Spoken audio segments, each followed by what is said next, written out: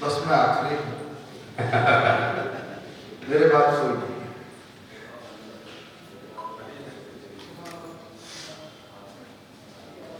गौरव शर्मा जी, ये जो काम आप कर रहे हैं इतना आसान नहीं। ये मेरे मित्र कह रहे थे कि लोग कम, मैंने कहा जब ज्यादा लोग आते हैं, ज्यादा लोग सुनते हैं तो लगता है कि कौरव सुन रहे हैं, और जब कम लोग सुनते हैं तो लगता है कि पांडव सुन रहे हैं।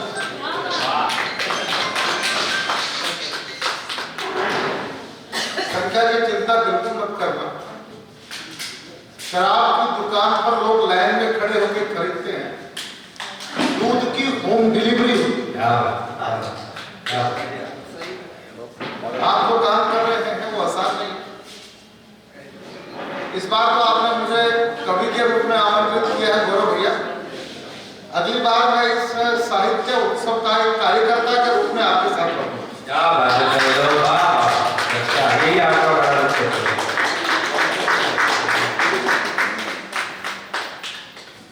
वंदना दीदी बैठी हैं, निधि माधवी बैठी हैं, बहुत सारे साहित्यिक मित्र हैं, मेरा सबसे परिचय नहीं है।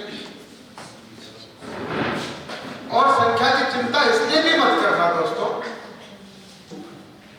पहला कवि सम्मेलन जो हुआ, साहित्यिक समारोह, साहित्यिक उत्सव, साहित्य उत्सव, लिटरेचर फेस्टिवल जो हुआ, उसकी शुरुआत की श्री कृष्ण ने 5000 साल पहले हुआ मेरे यहाँ कुरुक्षेत्र में। हरियाणा का हूं मैं, भिवानी का हूं, केजरीवाल मेरे गांव के थी। जहां जहां मैंने बताया मैं केजरीवाल के गांव का हूं, लोगों ने मुझे कूटा। मैं इतना कूटा हूं कि आजकल बोलता हूं पड़ोस के गांव का। तो 5000 साल पहले जो लिटरेचर फेस्टिवल कुरुक्षेत्र में हुआ, पहले वक्ता थे श्री कृष्ण। सुनने कोई नहीं है, मैदान सफा चट्ट, एक भी नहीं है, एक अकेला अर्जुन फंसा जी। एक वक्ता, एक श्रोता, क्या दो ही थे। मैं दिल्ली विश्वविद्यालय में बोल रहा था, प्रोफेसर खड़े हो गए, अरे बोला कवि जी 3 और भी थे। मैंने कहा सर वह बताओ 3 कौन थे? बोला ध्वज के ऊपर झंडे पे हनुमान जी महाराज बैठे थे। राइट, बिल्कुल ठीक है, हनुमान जी थे। रनिंग कमेंट्री चल रही थी। कमेंट्री कौन कर रहा था? संजय। सुन कौन रहे थे? धृतराष्ट्र। 2 ही हो गए, एक हनुमान जी 3, एक अर्जुन 4। तो श्री कृष्ण को भी सुनने के लिए जो भगवान थे, 16 कला अवतार थे, उनको सुनने के लिए 4 आए थे। राजेश चेतन को सुनने के लिए 14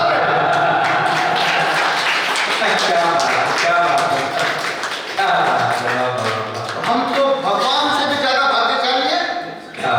हम कह सकते हैं कि आपको तो 4 ही मिले, मेरे भाग्य में 14, और मैं 16 कला अवतार थोड़ी हूं, मैं तो आपका भक्त हूं। बहुत अच्छा सुन रहे हैं आप लोग। बस मैं एक कविता सुनाऊंगा। बहुत अच्छा सुना है। आर्यन तोमर ने, सुनीता श्री ने, नंदनी श्रीवास्तव जी ने, और ये तो हमारे ज्ञान के भंडार हैं ही, संचालक हमारे जो है, मेरा अनुज है संदीप शजर। मैं कविता सुनाता हूँ। मैं आखिरी में हिंदुस्तानी की हर हिंदुस्तानी की इच्छा होती है जब आखिरी सांस लो तो जुबान पर राम का नाम है। यस और नो? हर हिंदुस्तानी की इच्छा है आखिरी में जब प्राण निकले तो जुबान पर राम का नाम आए। इसके लिए प्रैक्टिस करता है, राम जी के मंदिर जाएगा, रामलीला में जाएगा, राम राम की माला करेगा, हमेशा प्रैक्टिस करता रहता है, रामायण पढ़ेगा, आखिरी में राम का नाम जुबान पर आ जाए। पर ऐसा होता है क्या? आवाज नहीं आ रही? कई बार नहीं होता, कई बार हो भी जाता होगा तो पता नहीं चलता हुआ था कि नहीं हुआ था।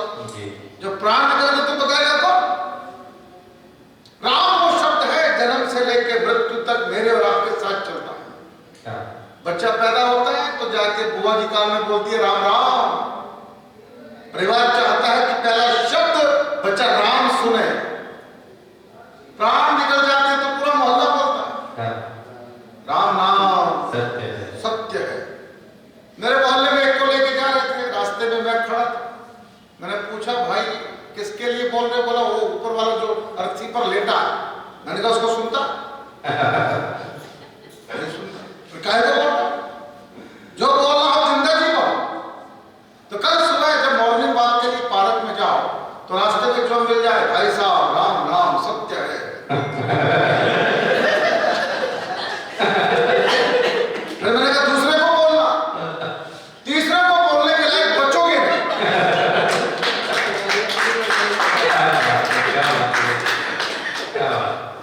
राम केवल भारत के नहीं, राम पूरे विश्व के हैं। मैं सिद्ध करता हूं विश्व का सबसे बड़ा मुस्लिम कंट्री इंडोनेशिया, दूसरा विश्व का सबसे बड़ा मुस्लिम कंट्री कोई जानता है क्या? मैं बताता हूं भारत। सेकंड लार्जेस्ट पॉपुलेशन मुस्लिम इंडिया। विश्व का सबसे बड़ा मुस्लिम कंट्री इंडोनेशिया। दूसरी बात को साहित्य उत्सव के लोग समझेंगे मैं क्या कहना चाहता हूं। जितनी रामलीला है इंडोनेशिया में होती है, सारे भारत में मिलाकर भी वंदना दीदी उतनी रामलीलाएं नहीं होती। मीडिया के लोग गए, पत्रकार गए, अखबार वाले गए, जाके पूछा अरे तुम तो मुसलमान हो, तुम रामलीला क्यों करते हो? इंडोनेशिया के कलाकार ने जो उत्तर दिया, साहित्य उत्सव की लिटरेचर फेस्टिवल के एक एक व्यक्ति की तालियां उन मुसलमानों के लिए मानता हूं। उनसे पूछा तुम मुसलमान हो, रामलीला क्यों करते हो? उत्तर मिला हमने धर्म बदला है, पुरखे नहीं बदले।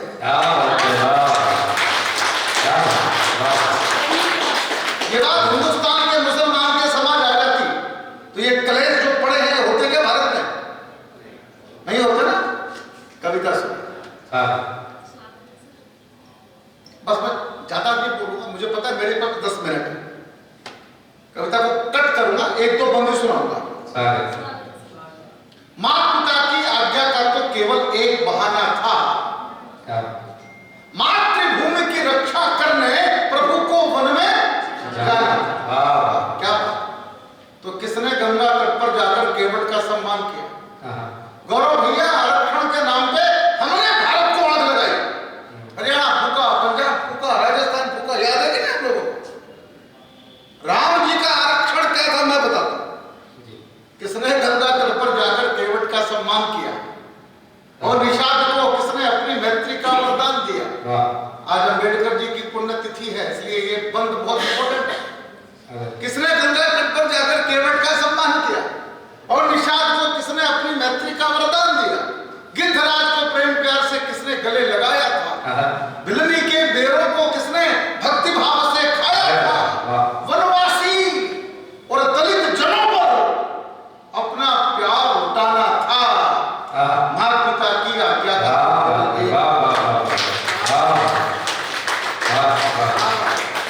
श्रृंगार की दो बड़ी कवित्रियां मंच पर बैठी, सुनीता श्री और नंदिनी श्रीवास्तव।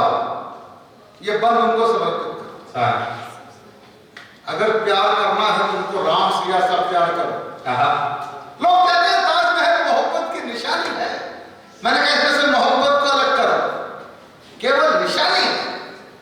तो लोग हमसे पूछते राजेश चेतन इतना कड़वा क्यों करो? मैंने कहा शाहजहां ने मुमताज के मरने के बाद 3 शादियां होगी, इसका नाम मोहब्बत होता है क्या? मोहब्बत की कोई निशानी है तो राम सेतु है। हमारे प्रभु राम ने सीता जी की याद में समुद्र के सीने पर पुल बना दिया, मोहब्बत की निशानी को। अगर प्यार करना है तो उनको राम सिया सा प्यार करो। वनवासी हो गई पियासन, सीता सा व्यवहार करो। जंगल जंगल राम भटकते सीता को किसने देखा? अश्रुधार नैनों से बरसे विधि का ये कैसा लेखा? राम सिया का जीवन ही तो प्यार भरा नजराना था। माता पिता की आज्ञा केवल एक।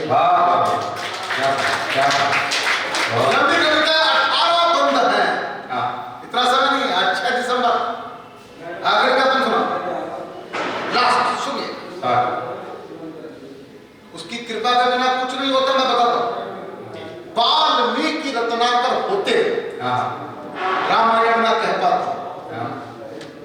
तुलसी पत्नी भक्ति में ही गौरव भैया, जो आदमी रात के अंधेरे में सांप को रस्सी समझकर पत्नी से मिलने जाता है, उससे बड़ा पत्नी भक्त कौन होगा। मैं कहा करता हूं, पत्नी अच्छी मिल जाए घर स्वर्ग हो जाए, पत्नी खराब मिल जाए तो आदमी तुलसीदास हो जाए। भगवान से प्रार्थना करो खराब ही मिले। अरे तुलसीदास नहीं तो राजेश चेतन तो यार कम से कम बन ही जाओगे। वाल्मीकि रत्नाकर होकर रामायण में कह पाते, तुलसी पत्नी भक्ति में ही जीवन यापन कर जाते, रामानंद ना सागर होते। लोग कहते हैं भारत का पहला लॉकडाउन कोविड में हुआ, गलत कहते हैं। भारत का पहला लॉकडाउन कोविड में बिल्कुल नहीं हुआ। भारत का पहला लॉकडाउन तब हुआ जब दूरदर्शन पर रामायण नाम का धारावाहिक आता था। वो भारत का पहला लॉकडाउन। वाल्मीकि रत्नाकर होते रामायण ना कह पाते, तुलसी पत्नी भक्ति में ही जीवन यापन कर जाते, रामानंद ना सागर होते, राम कथा ना दिखलाते। कलयुग में त्रेता झांकी के दर्शन कभी ना हो पाते, तो कवियों की यहां से लेकर वहां तक, तो कवियों की वाणी को प्रभु ने धरती पर गुंजाना था। माता पिता की